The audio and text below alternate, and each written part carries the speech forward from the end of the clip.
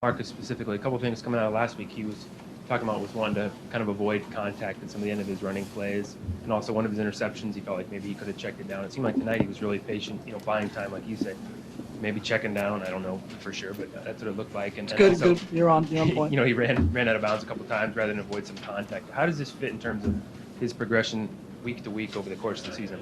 He showed dramatic improvement today in some of those areas. Yeah, I'm not a big dramatic word guy, but I mean he showed improvement, and that's one thing that's awesome about Marcus is very rarely does he make the same mistake twice. And you got to put him in a game and let the game express itself, and then kind of coach off of it. But there's always seems to be constant improvement. And he's a real thirsty kid. He always wants to get better. He's always asking questions, and I think how he played tonight is I don't think it was a surprise to us. It's what we've seen him do. But he's learning every day out there, and it's kind of fun to watch him, kind of make it. Well, it's not fun to watch him make a mistake, but it's fun to watch him learn from the mistake and improve. And that's one thing that's awesome about him. So I think he played really well tonight, and if he can play at that level, then I think we're going to be pretty good. Coach, 3 weeks in a row you've had pick six by your defense. What is it that they are doing in preparation? Is this primarily from film study, or what is it that they're doing that's...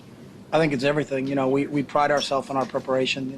The three things we control is our preparation, our effort, and our attitude. And that's not in anybody's hands. It's in ours. And this group really does a great job of understanding the game plan that the coaches put in on Mondays and really are practicing at a high level right now. And what you're seeing on Saturday, is a culmination of the week of work. And I think our guys understand that. When we play well on Saturday, it's not by happenstance. It wasn't, we just showed up today and, hey, the ball kind of bounced our way. Is that, luck favors a prepared mind, and we talk about that all the time. And, you make your own good luck, and that's what we do. So. Questions? Raise your hand.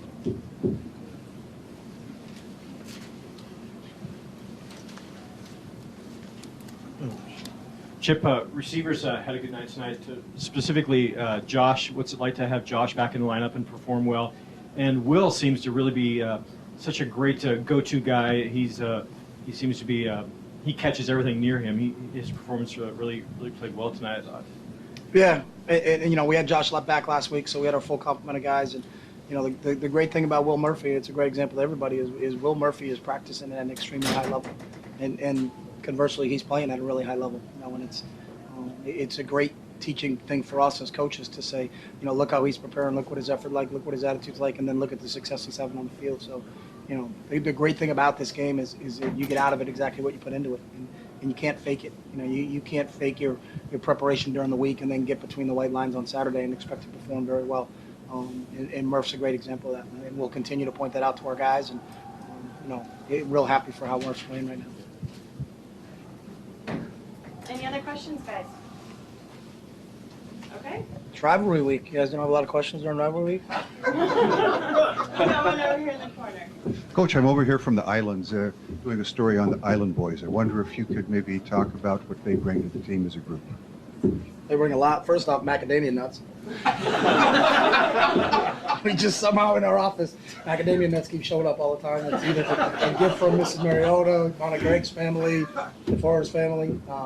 We've got a great group of guys, and they're all from, some of them are from the same high school, but we got, we're kind of spread out between Punahou and Kamehameha and St. Louis and whatnot, and Waianae with Wade, and it's, they're awesome. Their attitudes, they've got a poise to them and a calmness to them, but they also are really warriors, and they'll compete. And we got a great group, and we're really excited about it.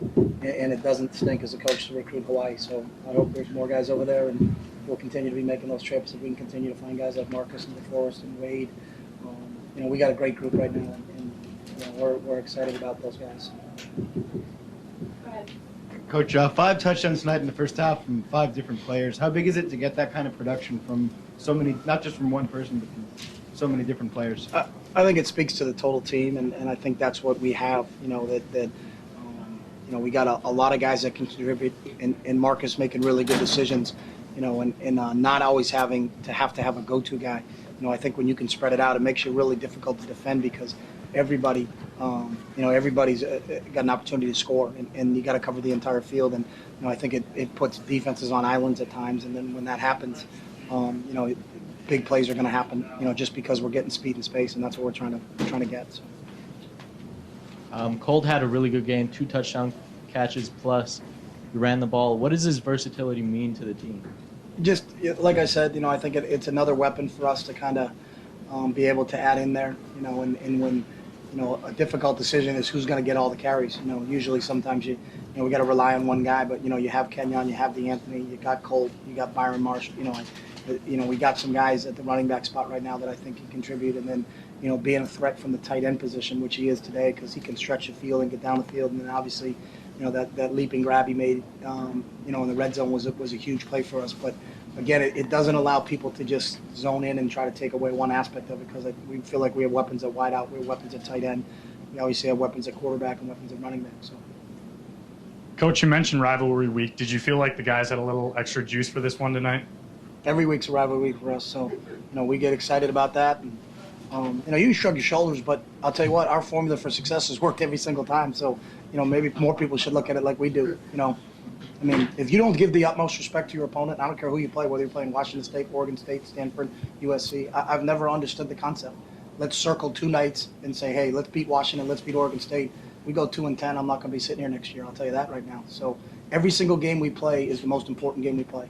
And there's no reason to focus on one game more than another.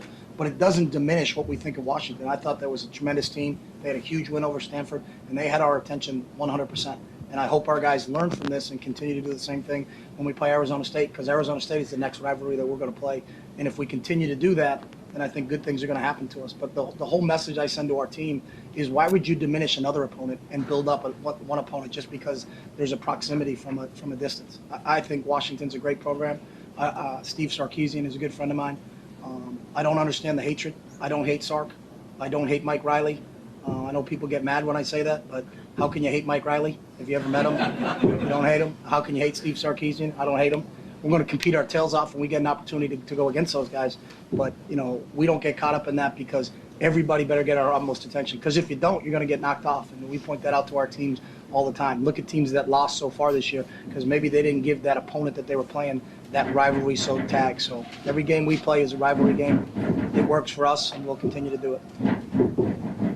Chip, what's been the biggest difference from week 1 till now? What's the biggest improvement you've seen? Improvement? We're bowl eligible. Aside from that, is there anything? Fired up. Anything? 6-0. Anything else that aside from that? I think these guys are really consistent, and that's the great thing about them. There's not a lot of peaks and there's not a lot of valleys. Is that they understand that let's worry about what we control. We control our prep, we control our effort, we control our attitude. It doesn't make for great copy, and I know what you guys got to write down, but we're not going to change because it works for us. So. Any other questions, guys? All right, let's go. Thank you. Coach. Crisp offensively. What